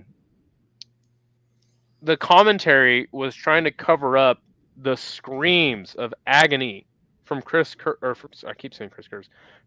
Blades when he woke up he was screaming in agony. And the commentary was trying to be like, well, that was another knockout for Derek Lewis. Dude, I remember that. And I was kind of scarred by it. You could faintly hear Curtis Blades screaming in agony as he woke up. What a terrible knockout loss. And so, again, I think Curtis Blades could have won that fight using grappling, but he decided to try to strike with Derek Lewis, which is a terrible decision. Mhm. So I think even if Nascimento goes for the takedowns, I think that Lewis can stuff him and get the knockout. And I completely agree with you, other than what round it's going to get finished in. A Derek Lewis fight is almost always a toss-up, but I don't think it's going to be in this case. I think Rodrigo Nascimento lost to Chris Daukaus, if I remember correctly. And is going to, yeah. The Philly Cop. It's for that reason that I should already knock this guy against Lewis. But he's also gone to unimpressive split decisions with Ilir Latifi and Tanner Boser. I think he's just going to look awful here and try to take Lewis down. And he ain't no Jailton Almeida. So I think that Lewis is going to stuff those takedowns and just find a shot. It could be any second of all 5 minutes of all 5 rounds. There's eventually just going to be a moment where Lewis is going to hit an uppercut and it's going to land. And Nascimento is going to go right down, face first. Lewis, he's looked slow when he gets taken down, which is why his last couple fights have not been the most entertaining. They've been sort of sad if you're a Derek Lewis fan, but those are against some of the best grapplers in the world. So it's just bad luck. I mean, is Spivak better than Almeida? Is Almeida better than Spivak? They're both crotch sniffers who can't do anything once they're stuffed. But when it's an actual guy who mixes in the takedowns with, stand-up, I don't think this is going to be as scary for Lewis. And Lewis he has a lot of power in his fists, and all he has to do is touch you, and you can go out, or he'll at least rock you. So I think this is going to be the same case here. Nascimento has gone to close decisions with guys that he should not be going to close decisions with. Has lost to guys that he shouldn't be losing to. So I think Lewis is not as bad as everybody says he is right now, because I give him a lot of credit for that Almeida fight and think that if he got a little more room and stuffed a few more takedowns, he might have actually had a chance to beat Almeida. But I just think that Lewis looks fantastic physically. I think he's lost a lot of weight, and that should help him in terms of the speed as well as the timing on his punches. So I think he's just going to put Nascimento out in the first round. I think he's going to stuff a takedown and then hit him with something. Down he goes, because I think that Rodrigo's trash. So should be an easy win for. And again, this is a good card. Not name value wise, but matchup wise. So in terms of the fighting, what you're going to see. Fun fights. I'm looking forward to it. Definitely better than some of the Apex cards. I think this would be an amazing Apex card. It would. But luckily enough for us, we're going to have a lot of good fights in a live arena and get a lot of people's reactions from the fights. Right. If people show up for the prelims, hey, we're not in Brazil, so maybe people will actually show up during the prelims. We hope. So Hank's got some PFL locks. That card just happened. He's gonna quickly go over. Give me 1 second. I had a few locks, a few predictions, if you will. One of them, I think it was the very first fight on the PFL Riyadh card. It was a guy from Saudi Arabia, and he just had an excellent record with a bunch of wins against a guy who was losing to guys by submission. And just looked like a prime can for this guy to crush. His name is Malik Basahel versus Harsh Pandya. Let me share my screen real quick. Was this a PFL, actual PFL card, or was this like a PFL Arabia card? It was a PFL Arabia card. Okay, got it. Because there are a bunch of national fighters on there, including one that I'm going to mention later on. This guy right here, Malik Basahel. I had this guy by, I think it was first or second round submission, but the guy instead got it done by decision. I mean, just look at that record, 19-2, and he's against a guy who was 3-1, had very little experience, and unfortunately, he was from India, and Indian fighters don't always have the best track record. Got to fade India. Fights. Yeah, so I didn't have a lot of hope for this guy, and I did not expect this fight to not have a finish in it because the other guy's a good grappler, but he was able to outstrike him and take him down and just do what he wanted with him for 3 rounds. So I did get it right that he would dominate him, just not finish him. So got that lock right for Friday. And then there were a bunch of decisions. A good right hook win from Marone Belagoit, which looked pretty good. Knocked out Mito Mohammed. But this is what I want to talk about. This woman named Hatan Al Saif got a head kick knockout against Nada Fahim, a women's fight in Riyadh, Saudi Arabia. Got the hijab so this is on already sort of unprecedented.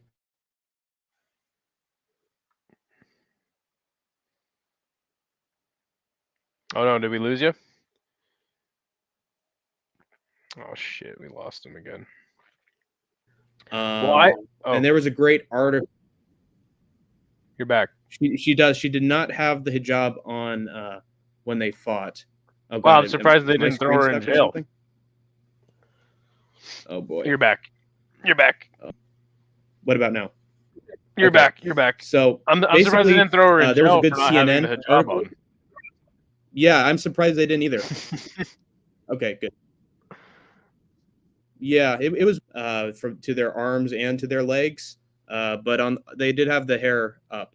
And there was a CNN article about Al Saif where she would train with the men in Saudi Arabia and take hard punches from them too. Head kicks, leg kicks, body work. And so like she was getting beat up when she first went to these men's gyms. But then she was like, well, I was taking all these punches from men. And then once I started taking them from women, I was like, oh, is this all you got? And so she got really tough really quick from training in men's MMA gyms. And she just feels like when she's in that cage and she's getting beat up or she feels like she's got, an illness in the cage and she still has to fight, she says she feels alive. When she's feeling the pain, she feels alive. So this woman is no joke. She is a badass. And what was it? Yeah, it was round 2. They're going back and forth. She has just excellent striking with the kicks and with the punches, because I think she had she was a boxer first, and then they taught her head kicks and jiu-jitsu and taekwondo, and it showed because she then she went high with the left and just completely put her out. Like it looked like when Alex Pereira left hooked Jamal Hill and just flatlined her. Her head just snapped like this, and then she just fell back. She didn't even have to have any follow-up shots like Amanda Ribas. She just stood and raised her hands in victory and walked away. And she did sort of the Tyson Pedro thing where she took out a sword and then put it in her holster. So badass performance and a head kick in a women's fight. And the first, Saudi female fight, taking place in Saudi Arabia in a major promotion. And she really put a stamp on it. And made it memorable. So this might be a really good thing for women's fighting in Saudi Arabia. You might see a lot more of it because this was a success. This was the most entertaining thing they had on the whole card, and it was a women's fight. So amazing, miraculous result. And it's what a lot of the people in the chat were talking about. And then we had some submissions, guillotine choke, blah, blah, blah. These guys are decent. More rear naked chokes, more decisions. And then we get to the main event, which was interesting because both these guys were facing other opponents before they were facing each other on this same card. They were both being given cans because, of course, you got to support your national fighters. But both their opponents canceled, and so they just threw them against each other. And probably made it a more entertaining fight, too, because they were going back and forth. But Al-Qahtani was just better, had really good punching power, good combinations. He just looked like he knew what he was doing compared to Yazid. And then he had, I believe it was how many seconds? He was like 1 second left. 4 minutes and 59 seconds in round number 2. He's just battering him, going to the body, going to the head, just putting on a master class. And the referee was able to step in when Yazid sort of tapped out and turned himself around. So great last second standing TKO. And this kid has a good technique. And, it's always good for PFL to have these national fighters win. What? How was the crowd? It was all right. When their fighters were fighting, they were buzzed. When others were fighting, they were quieter. And when their guys got results, they cheered. And when people who weren't from their country won, they gave them moderate applause. It is what it is, just standard. If they were in France or if they were in England, this card would be way more exciting. I can guarantee it. Sure. So France is an all-time great crowd. Well, thank you for covering that. I wanted to watch the one card, but it's a crazy work week for me. Me too. So we're going to talk a little Kambosos and Lomachenko. There is a fight on the undercard. Maloney, brother of the other Maloney, who was a victim of Takuma Inoue. Actually, I think he fought pretty good in the last round, from what I heard, but ended up losing. He wasn't bad. These Maloney brothers, man. Again, look at this. Interim WBC World Super Flyweight. I mean, can we just stop with the interim WBC? I mean, come on, WBC. Trinket belt. I believe that Maloney may be defending the trinket belt. And again, I think he is the he might be the younger brother. Losing to Junto Nakatani is certainly not a bad loss, and winning against a man named Judy is interesting for sure. I think this guy, 40-4. Anytime you see a guy that's like 40-4 and we've never heard of him, also like again not fighting for a top promotion, you gotta be suspicious of that. Okay. Got a question where they're picking him from. But I think this is a good fight to watch. Maloney is always in a good fight. They're tough as nails, but I'm not making a pick because I'm not confident. I don't know enough about Pedro, but I think Maloney probably gets it done. We move up to the main event: Vasily Lomachenko versus George Kambosos. As we all know, George had an amazing night against Teofimo. That fight it went to purse bid, and Teo had to sit out for almost a year waiting for that fight to happen after he beat Loma. And George knocks him down, wins the fight pretty handily. Teo kind of comes back, gets a split decision. He then has 2 fights with Devin Haney where he got a boxing lesson from Devin Haney. And he just got schooled by him. They had a rematch clause 4 months later. I heard he was real delusional too. Yeah, he definitely was sour. He definitely soured with the fans with some of his shenanigans. Yes, yeah. Saying, this is where like the art of war, man, started. On paper. He got schooled by Devin, man. Never had a moment against Devin. Womp womp womp. And then he had this fight with Maxie Hughes. Let me tell you, man, he fought like they told him, hey, George, just go to the cards, man. You'll get this one. And he didn't do shit in the fight, man. Like, did absolutely nothing. Maxie Hughes is a guy who does well against just about anybody that's not a top fighter or ranked fighter. And Maxie should have won that fight, man. He got robbed, but hey, it's boxing, so no worries there. No love lost in the game of boxing when you see a blatant robbery. We love them. We want them. On the other side, we got Vasily Lomachenko. I don't think that I could really say much that hasn't already been said about Loma. Like, just an amazing boxer, takes the Willie Pep style of fighting and just brings it to the new school.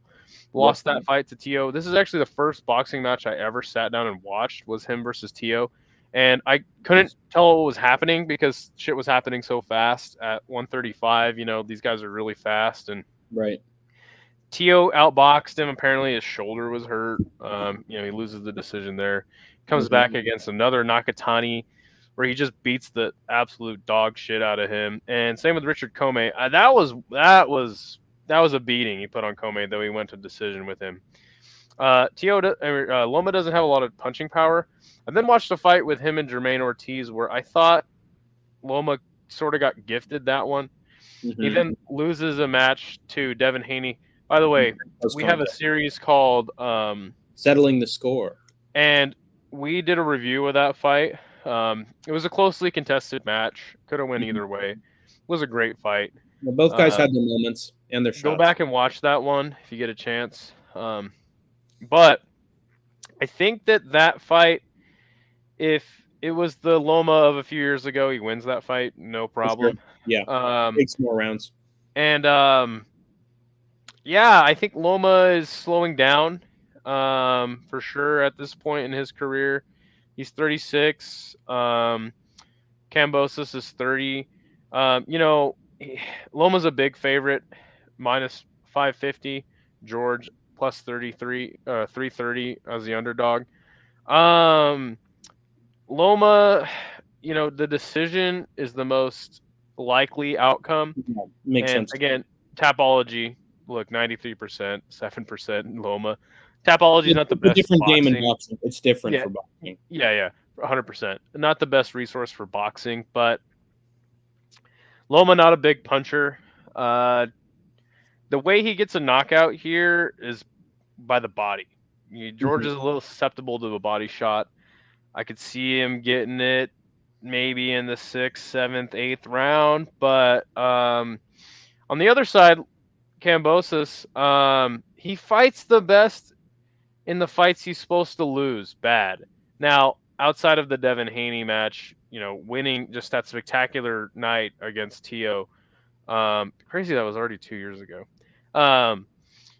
Devin just really was a much bigger guy in there and just kept him at distance the entire fight, outboxed him. I think that he's game though. That's the important part is he's game.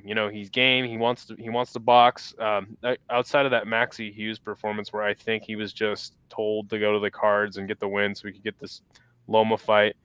And this is actually surprisingly for the actual IBF world title. No interim, no gold, no silver, no fucking intercontinental, no fucking Commonwealth. So I think Kambo's in this, man. I think he'll win a few rounds, but yeah, Loma wins a pretty wide unanimous decision. Yeah. He's now going to treat it like Canelo, I think. The interesting part of this fight is that it is in Australia, and we did see Kambosos got a lot of cards that gave him a few rounds that he did not win. Yeah. So there's some fuckery going on in Australia with Kambosos. They really like this guy. They want to push him. But outside of Kambosos winning a weird split decision, I think that Loma's got this locked up. I think there's a pretty decent, I think that it's like plus 120 picking Loma to get a stoppage. That might be a good bet. Yeah. But yeah, man. You got any takes on this one? I fully agree. I think Loma's one of those veterans who might get pieced up a little bit in one round and outstruck, for a short amount of time, and then he finds his rhythm, and then he figures you out, and then he's just a bulldog on you for the rest of the fight and won't let up and breaks through the guard and is a chess master like he was in his last fight. I think Kambosos probably doesn't have as much technique or strategy that Loma does, and Loma knows how not to get finished and how to irritate his opponents and then go in for the kill. Not the kill per se, but just pour on the aggression and he moves downhill on guys. Yeah, exactly. And then he starts going to the body, and then he starts going to the head. Next thing you know, his opponent doesn't really know where he's at in the middle of the ring, and he's just getting hit in places he does not expect to be hit. Loma is obviously, you're right, slowing down, but that doesn't mean that he's not very unpredictable in terms of his striking. And he can put off really good combinations when he needs to. I think the early first half of the fight is probably going to go George's way, sort of like it did for Haney. but he's going to get less rounds than Haney, in my opinion. And I think that Kambosos is less technical and less methodical in the ring than Haney is. So Lomachenko is eventually just going to figure him out and not give him any room to breathe and just get him up against the corner and just start wailing on him. I don't think it's going to be enough to put him out.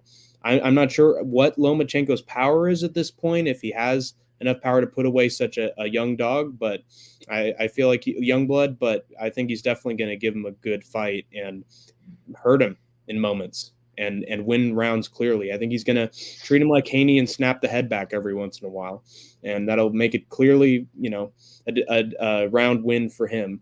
Again, he's got flashy stuff compared to Haney's striking, and I think it's going to show.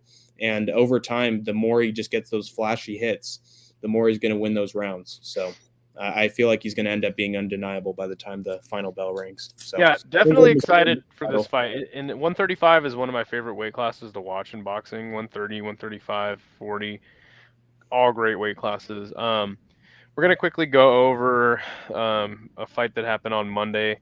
Inoue. I got this one perfect, but was it really surprising? Sort of, because Inoue got knocked down for the first time in his career. Yes, he did. By Luis Nery. This was a revenge match from the Japanese commission.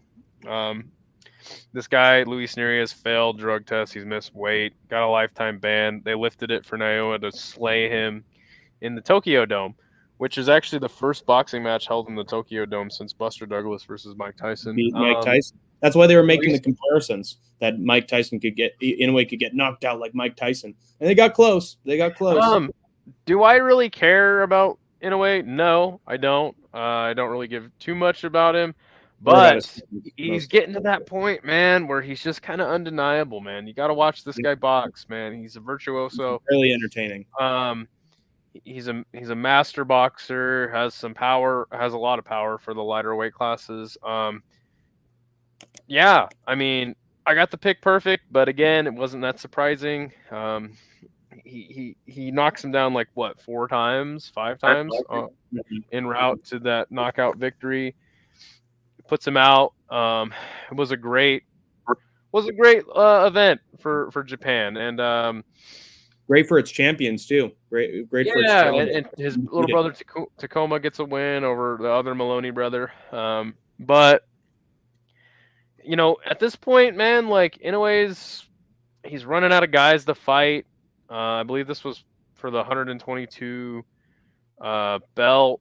Looks like Hank's got his pick pulled up there. Looks like he went for round. What was that? Say 9? Yeah, it is 9. Yep. I felt like, you go ahead. Give your opinion. Yeah, I just feel like he's running out of guys to fight. He can go up to 126, fight Ray Ford. It's probably the match to make next. That's right. They brought in what's his name? Say it again. Yeah, Sam Goodman. Do you know that you have rights? Yeah. Who is a very unimpressive club level boxer who has like some interim trinket belt. It's probably going to be the fight. He's going to get destroyed. He's going to get destroyed. Yeah, he's a much taller fighter than Inoue, but yeah. And then I would like to see the Figueroa fight. Figueroa fought on the Canelo undercard. He stopped Magdaleno with a body shot. I think that's an interesting style matchup, but I think that Inoue would probably clean him up pretty handily too. Yeah. I was shocked that Inoue got dropped in the first round. I wouldn't say shocked that he didn't do well in the first round, because if you watched his Tapala's fight, he had a tough time getting started. Like he was getting. I'll quickly butt in and say he looked cold, right? Like he didn't look like fully warmed up on the way out to the ring. No, am I wrong in that assessment? Well, I can't believe any boxer wouldn't be feeling a rush when they got like a metal guitar player doing your entrance as there's fireworks in the background and like the whole place is erupting. It's got to be like some heat coming into the arena. I just think he wasn't fully warmed up like in the back. I don't know if he. I think that's what kind of led to the knockdown. But again, Luis Nery is a big puncher. I will say that but you got to see that like he doesn't knock out his opponents in the first round. He never really has. It's always been like the middle of the fight, or it's getting into the later bits of the fight, especially against opponents of a higher caliber. But I watched his Tapalo's fight, and he was getting pieced up. First 2, 3, 4 rounds, like he was not looking good. And he was finding his shots, but they weren't really landing all that hard. And I was actually getting scared for a second, like, oh my God, is Inoue going to lose on the scorecards? And then body shot, down he goes. Like immediately just folds like an accordion. Because that just shows that Inoue has different power, especially when he just hits you anywhere with those lightning fists of his. But I feel it's tricky for him to get into rhythm, start figuring his opponent out and countering them and pushing through the guard, especially if they're not a can for him to crush. Like they're going to give him something to think about. And when the opponent gives him something to think about, sometimes he gets a little bit too reckless, and then he leaves his chin open with the right hand, and then gets hit right in that area, and that's exactly what happened. Like, to be perfect timing for the punch. To be fair to Inoue, like a lot of people were saying, "Oh wow, it was a perfect punch that Luis Nery hit him with." It was a glancing blow, and I don't think that it was like the hardest shot for Inoue, though he did take his time getting up. Like I don't really think that it was like the most powerful shot. Well, he was smart. He was smart about it. He decided to take up his time and only get up when he absolutely needed to. Yeah. So he took his time, was patient about it, didn't freak out when he got knocked down. He just looked like he was thinking in his head, okay, how do I counter this guy? How do I show him that give me respect going into the later rounds? And I think it was the very next round that he knocked him down and hit him with the left hook and sent Nery down to the canvas. And by that point, I think it was sort of the beginning of the end. Because I think that with most boxers, they're looking, good and confident in the first couple rounds, and as soon as they get knocked down by this man, something like changes. Yeah. And all of a sudden, they don't start fighting like the guy. And credit to Luis Nery, he never fucking gave up. He was in it. He was in it. Which unfortunately, kind of led to his downfall. But and he tried to do this kind of rope-a-dope style where, hey, I'll let you hit me a few times and see if you can break through my guard, and I'll make you quit because eventually you'll gas out. And then Inoue did the same thing in the very next round, and it absolutely worked against Nery. He was hitting him with body shots, trying to put everything he had into the punches, because I think Nery knew that he was gassing quick, and he's sort of a one-round knockout fighter. And as soon as he tried to hit him in the stomach and hit him in the head and couldn't knock him out, all of a sudden he was just backing up, and then that's when Inoue hit him with a double right hand, which looked so sick. Like if you look at that in slow motion, that looks fucking incredible. What do you want to see next for Inoue? I agree with you that I think he needs to move up and take on Raymond Ford. I think that would still be a super fight. If he's forced to fight Sam Goodman, so be it. Do it in a couple months, have him beat Goodman, and then make him go up another weight class and continue to consolidate his legacy, in my opinion. Yeah, I think big time fights. So just keep giving him big time fights. I think the Figueroa fight is good, and now he's the mandatory challenger, having the interim belt. But yeah, I mean, I don't know, man. I mean, Inoue is in a tough spot legacy wise because He's in such a small weight class with less stars. Yeah, and I don't want to see him go up to 135 and fight Tank Davis. I think he gets annihilated. I think his head gets knocked off of his shoulders if he fights Tank Davis. I just don't think it's smart. Just a complete smart fight. I think a more interesting fight is a smaller guy in the weight class of 135. Or named Vasily Lomachenko. Like, why not have him do a catchweight with Inoue at 130? Like, there you go. There's your super fight. But again, Inoue's in a tough spot legacy-wise because he's just going to keep probably steamrolling guys, and it's just going to be a Ricardo Lopez scenario where Ricardo Lopez is one of the best boxers of all time. Nobody knows who he is because he fought in what I like to call the booger weights. So, but it would be the most harsh, but also sort of the funniest matchup for Inoue, his little brother. Have him go back on the bantamweight. Hey, you always messed with me on the playground. Now I'm going to show you on the people don't know this, but on the way up, Rocky Marciano fought his brother. Oh, there you have it. It's like that's suspect, because it's on the way up. Yeah, it's in the history of boxing. They have to do it. They have to follow tradition and just beat the brains out of each other. Canucks lost. No.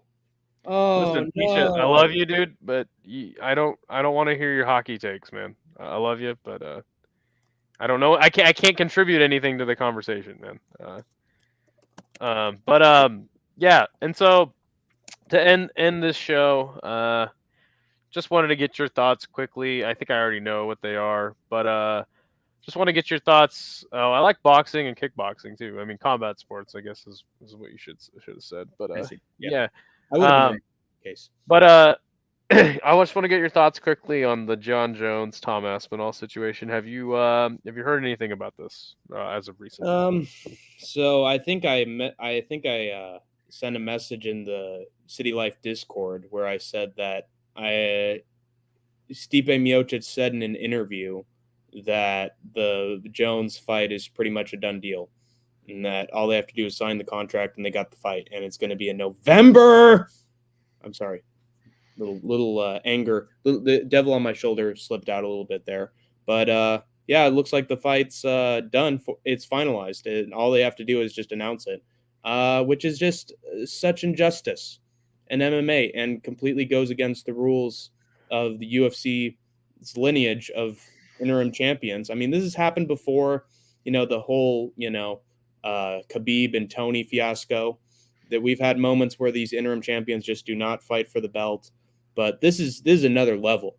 I mean, at least they tried to put Khabib and Tony together at multiple times. They tried. Well, and Robert Whittaker never tried. They never tried once. Robert Whittaker never getting the fight with GSP or Michael Bisping. Bullshit. Well. Yeah, exactly. And in a way, this fight is paralleling that, where they just decide not to put it together, or something happens that just gets away, like an injury or some disease. And now he's out, and then in the meantime, we'll just have the interim champion fight all these other guys. That's the question I wanted to pose to you, though, is John Jones ducking Tom Aspinall?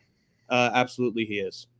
Because he has never shown in one single solitary moment an urge to fight Tom Aspinall. He's never said, I'm interested in it. Or at the very least, he's never said, well, I know that I'm supposed to fight him. He's never said it. He's never said, it's my responsibility to fight Tom Aspinall as the reigning champion with him as the interim champion. He has never admitted it. He pretends like he's not even an interim champion. So the only thing that I'll say in defense of John Jones, which defending John Jones at this point is kind of like defending Drake. Yeah, it's like outing yourself like P. Diddy.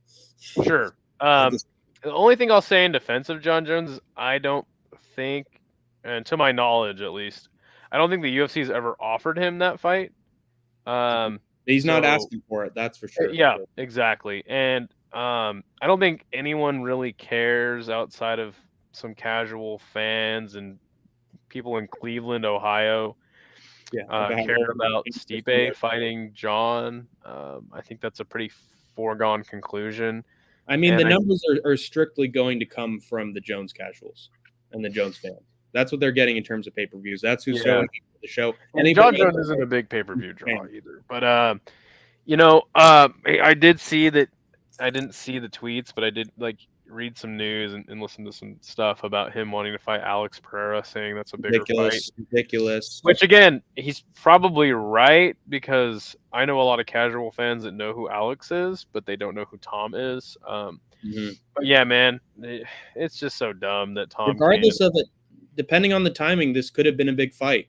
If they did this 4 or 5 months after Aspinall won the championship and they announced Jones versus Aspinall to take place in London and not on 5 a.m. UK time, how about 7 p.m. UK time and everybody else can suck it? If they'd have just announced it for London, in April or May, I think it would have gotten a lot of buzz. Yeah, and if both guys went back and forth, and all the media were talking about different ways that Tom Aspinall could win. This is the guy that could beat John Jones. I think it would draw profit. That's a good point. And people would go to see it, but unfortunately, the UFC has tried its absolute best to silence Tom Aspinall, and literally the only people who are generating buzz for Aspinall versus Jones are the fans and the MMA YouTubers. They are single-handedly trying to keep this fight alive and trying to actually defend reality. The reality of combat sports and how it's supposed to go against promoters that only see dollar signs or only see protecting a guy who has screwed them over at every possible turn. Jones has actually taken away from the UFC's business. They've had him cancel main events for pay-per-views. because of his cheating. And so he's been terrible for business over time. And instead, they just keep rewarding him because, oh, John Jones is the GOAT. Oh, and he's won all his fights. He's undefeated except that one time where he illegally kneed a guy. And so we're just going to be his friend forever and ever and give him whatever easy matchup he wants because he's the champion, who we made, by the way. And when Ngannou left, we just gave it to Gane on short notice, and little suspicious ending to that Gane versus Jones fight. Little tiny bit suspicious. But basically, Dana is supporting Jones through and through, even though deep down secretly he hates him and has said so in interviews that he thinks that Jones is a complete scumbag, and yet he protects him and he gives him whatever fights he wants because he's the champion and he's the money. On the Stipe side, and I do agree with you. Like, Tom should be getting that fight. The interim champion needs to fight the champion. They need to unify the belts. But I just quickly looked up something here. Do you know how long Randy Couture's layoff was from his knockout loss to Chuck Liddell to winning the heavyweight championship against Tim Sylvia? Do you know how long that was? Was that like 4 years? It was 1 year. 1 year. Jesus Christ. I mean, that dude's just, he's a company man. You want to talk about an actual company man? That's Randy Couture. Yeah, I mean, he did have a very public feud with the UFC, but yeah, outside of like a miraculous Randy Couture against Tim Sylvia moment, yeah, man, he gets washed by John Jones, and that fight is not a fight I want to see. So no. Well, and ring rust is a real thing. Depending on the fighter, ring rust is a real thing. Just ask Colby. There are just some guys that are going to return, and it just doesn't feel the same anymore. And I feel like that's just going to be the same thing for Stipe. He hasn't won a fight since the pandemic. He hasn't had a fight since he lost in Ngannou in like 2021. It's been 3 years. Yeah. So he's not going to come back the same Miocic that we've seen before. I think probably all those jobs as a firefighter are probably going to wear on him, especially at 40 freaking years old. He'll be 41 when they fight, maybe even 42. Yeah. Yeah. Well, we gave you 2 hours, guys. What more do you want from us? Excited to watch the fights. Go over to City Life. Go over to Rush Hour. Pick your poison. We'll be back on Sunday, most likely to recap the card with you guys. Anything else you want to talk about? Anything else you want to say before we get up out this bitch? I just want to say that be there for the St. Louis card because there are a lot of sleeper hits on that card. I think the audience is going to be entertained through and through. I hope they show up for the prelims. Most of them don't, but this is a kind of stacked prelim card and great main card that is very much worth considering watching the whole way through. I'm going to be watching it with my dad because I let him know that this was going to be a great card, so we recorded it. So father and son moment watching that card together. It's not going to disappoint in my opinion. Let's go Lomachenko. Redeem yourself from that tainted Haney victory and give yourself the W and keep cementing your legacy. And then what else? Like what's even happening next week for the UFC? I forget. I don't know. But come to Skate Take MMA next week. We'll break it all down for you, man. Damn right. We're going to be here every week. All right, guys. Take it easy. We're out of this bitch. Peace.